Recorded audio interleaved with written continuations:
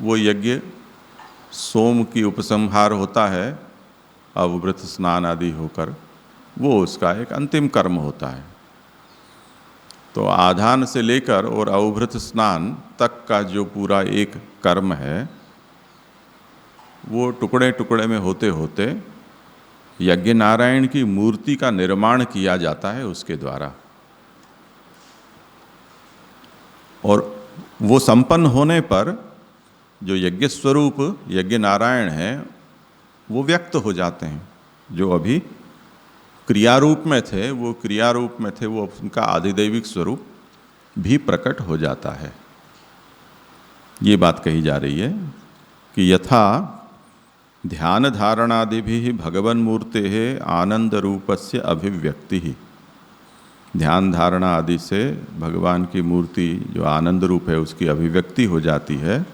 उसी तरह आधानादि सोमांतक क्रिया भी आधान से शुरू की जाती और सोम पर जिसका अंत होता है, उन क्रियाओं से वेद बोधित देह चेष्टा रूपा भी, ये क्रियाएं कैसी होती हैं कि वेद कहता है कि अब तुम अपने देह से ऐसी ऐसी चेष्टाएं करो, कभी उठ जाओ, कभी बैठ जाओ, कभी स्वाहा करो, कभी परिक्रमा करो, ऐसे ये सब देह चेष्टा। ध्यानादि सहिता भी, और उसमें मध्य में जो जो भी यज्ञ के अधिष्ठाता देव होते हैं उनका ध्यान भी किया जाता है। तो उससे यज्ञ रूपिणों भी भगवतः अभिव्यक्ति ही, इन क्रियाओं से यज्ञ रूप भगवान की अभिव्यक्ति यानी उनके दर्शन हो जाते हैं। तो ये शंका नहीं करनी चाहिए कि याग कृति साध्य हैं तो वो नित्य नहीं हो सकते हैं और उनसे फल की सिद्धि नहीं हो सकती है, ऐसी बात नहीं है। व्रजभाषा में पढ़ लेते हैं एक बार। यज्ञादिक तो हमारी कृति से सिद्ध होए हैं, हमारे बनाए बने हैं, ये नित्य कैसे हो सकें। तो उत्तर देते हैं कि जैसे ध्यान धारणा दिक्सो आनंद रूप भगवान मूर्ति में प्रकट होए जावे हैं, तैसे अग्निस्थापन सो लेके यज्ञ पूर्ण होए तहाँ ताहीं ध्यानादिकन सहित जे वेद की बताई भई देह चेष्टा रूप क्रिया, तिन करी के यज्ञ रूपी भगवान प्रकट हुए हैं। और नित्य सर्वदा विद्यमान जो यज्ञ भगवान हैं उनको वैदिक क्रिया करी के प्रकट होनो मात्र ही है, उनकी उत्पत्ति नहीं है, ऐसे व्याख्यान करवे को अभिप्राय वर्णन करे हैं।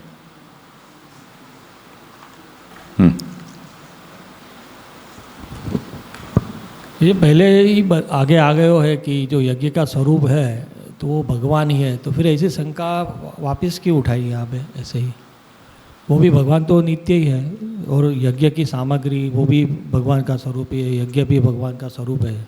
वो क्या है, शंका उठाकर समाधान करें तो वो स्पष्ट अधिक हो जाता है। वहाँ उस शंका को दबाकर और निरूपण आगे किया गया, और ये एक अलग दृष्टिकोण से शंका उठाई गई है, क्योंकि इसमें इसके पीछे का जो रहस्य है वो ये है कि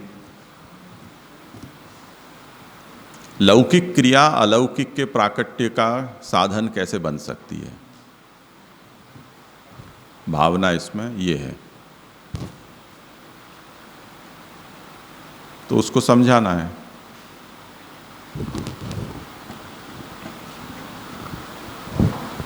जी मीन्स जैसे हमने शास्त्रार्थ प्रकरण में देखा कि जितने जगत के स्वरूप है उसके 3 स्वरूप होते हैं, आध्यात्मिक, आदि भौतिक, आध्यात्मिक और आदि दैविक।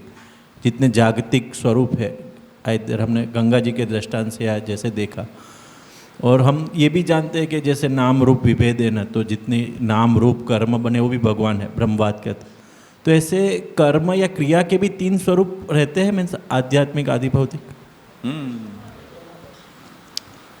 इसमें एक दृष्टि तो यहाँ दी ही है। हाँ, इसीलिए मैंने जैसे वो कि जो सकाम कर्म करता है उसके द्वारा जो होता है वो आदि भौतिक है, निष्काम करता है उसका आध्यात्मिक है, तो ब्रह्मज्ञान सहित करता है उसका आधिदैविक यज्ञ है। दूसरी दृष्टि से देखें तो यज्ञ में जो हमारे द्वारा होती क्रिया और हमारे द्वारा जिन द्रव्य पदार्थ का विनियोग होता है वो उसका आदि भौतिक पक्ष है, और मंत्र विधि आदि जो हैं वो आध्यात्मिक हैं, और उनमें जो देवता होते हैं वो उसके अधिदेव हो जाते हैं, ऐसे भी कह सकते हैं। कई दृष्टि से इसको कहा जा सकता है। जैसे यहाँ पे शंका करने का चांस ही नहीं देते महाप्रभु जी, ऐसा ही तो इसलिए ये वर्णन किया है। किसी को कुछ है तो जैसे किसी को निरुत्तर कर देते हैं, हाँ। ऐसे किसी को शंका दे उठाने का चांस ही नहीं दे रहे महाप्रभु जी।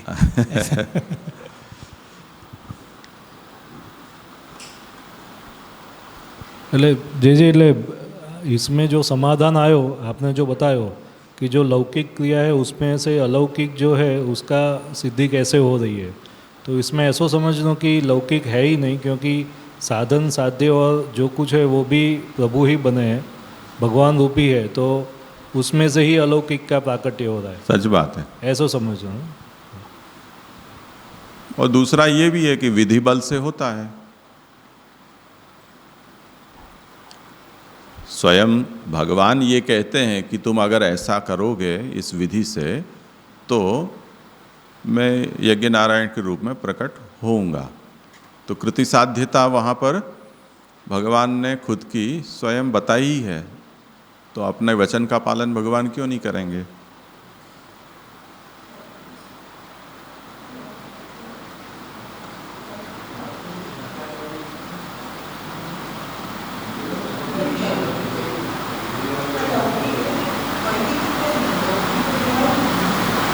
क्या माइक में बोलो, पीछे रखा हुआ है।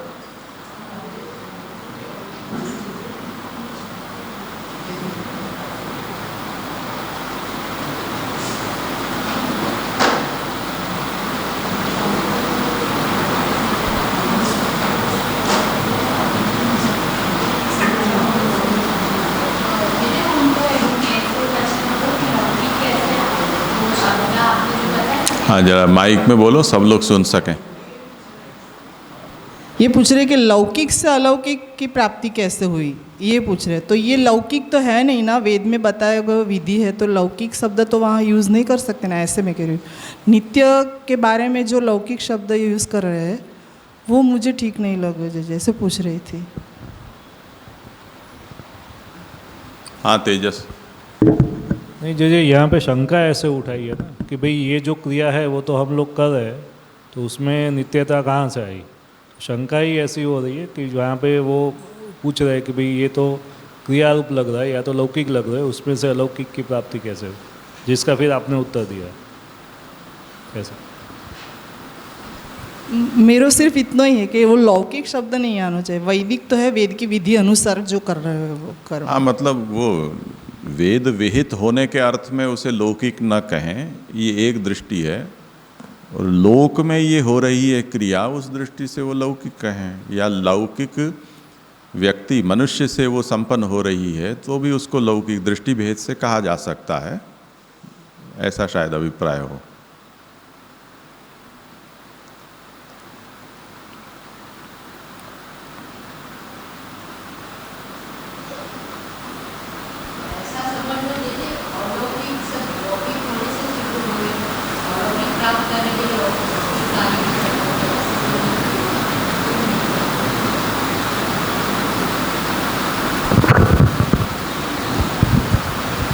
दंडवत जी, अलौकिक प्राप्त करने के लिए लौकिक की ज़रूरत होती है, तो अलौकिक सिद्ध होए तो लौकिक सिद्ध होए तो अलौकिक सिद्ध होए, वैसे हैं, ऐसे समझ लो।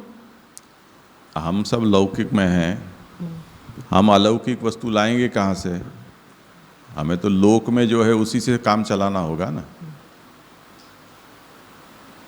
तो अलौकिक तो हमारे पास कुछ है ही नहीं। तो चाहे पशु पुत्र हों या घी चमच आदि पात्र हों, वो लोक में से जो उपलब्ध होते हैं उसी से तो हम करते हैं। ये लौकिकता का एक व्याख्यान है। दूसरा लौकिकता का मतलब होता है हम अपनी रुचि इच्छा से अपने मनक कल्पित प्रकार से कुछ करें, उसे लौकिक कहा जा सकता है। तो उस अर्थ में ये लौकिक नहीं है, वैदिक है, वेदोक्त है। उसे लौकिक नहीं कहा जा सकता है।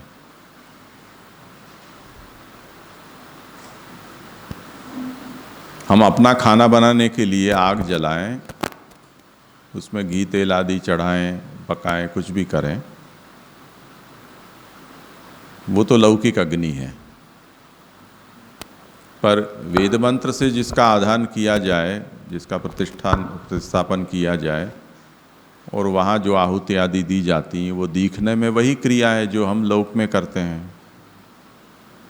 पर यज्ञ संपन्न करने के लिए जो क्रिया की जा रही है वो लोक विधि से नहीं की जाती है, वेद विधि से की जाती है, इसलिए उसको हम लौकिक नहीं कह सकते हैं। ये कहने का मतलब। अपने ग्रंथों में कहीं ये भी आया कि यह लोक परलोक की सिद्धि, तो यह लोक को कहीं राय महाप्रभु जी ने भी बताया और षोडश ग्रंथ में भी आया है। यह लोक आपका कब सिद्ध माना जाए? हेलो, इसी देह से अपने घर में अपने ठाकुर की सेवा कर रहे हैं, आपका सारा परिवार उसी में लगा है, तो आपका यह लोक सिद्ध माना जाएगा। ना कि आप संसार की वस्तुएं प्राप्त कर रहे हैं तो वह यह लोक नहीं माना जाएगा। आपका यह लोक जो है सिद्ध नहीं हुआ है। यानी यह लोक में जो कर रहे हैं वो आपको परलोक यानी गौलोक धाम में जाकर करना, वो इसी लोक में अपने घर में कर रहे हैं तो आपका यह लोक सिद्ध है। भले ही आप कोई भी क्रिया कर रहे हैं, माने ठाकुर जी संबंधी कर रहे हैं, इसी तरह से मान लो वेद यज्ञ को आप सिद्ध करने के लिए जो भी क्रिया कर रहे हैं तो वो यज्ञ को सिद्ध करने के लिए कर रहे हैं, तो वह यह लोक कैसे माना जाएगा? वो तो यह लोक परलोक दोनों एक ही हो गए। इसको ऐसे नहीं समझे। हाँ, यहाँ भी वही बात आचार्य शरण कहते हैं कि वेद ने तो ये सभी कर्म भगवत प्राप्ति के लिए बताए थे और वो नित्य कर्म से सिद्ध होते हैं। नित्य कर्म की सिद्धि के लिए आवश्यक पदार्थ यज्ञकर्ता को प्राप्त हो जाएं, उसके लिए बीच में कुछ विकृति रूप याग भी बता दिए। पर वेद का अभिप्राय नहीं समझकर अथवा उसने वेद में कहे गए जो कर्म हैं उसका स्वार्थ में विनियोग करना शुरू किया तो उसको लोक की ही सिद्धि होगी, उसको अलौकिक की सिद्धि नहीं होगी। अब ये अलौकिक वेद ने जो कहा है उसका लौकिक विनियोग कर दिया, ये मतलब है। तो जो आप कह रहे हो वही बात है कि भक्ति मार्ग में भी जो हमें लोक उपलब्ध हुआ है उसका भगवत सेवा स्मरण में विनियोग करते हैं, तब तो वो लोक सिद्ध हुआ माना गया या उसका सही उपयोग हमने किया।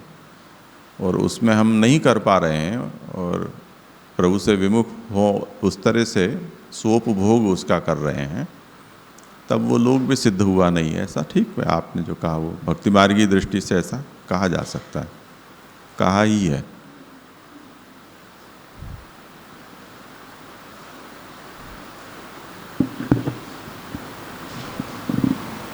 करें आगे कि थोड़ा आराम करना है?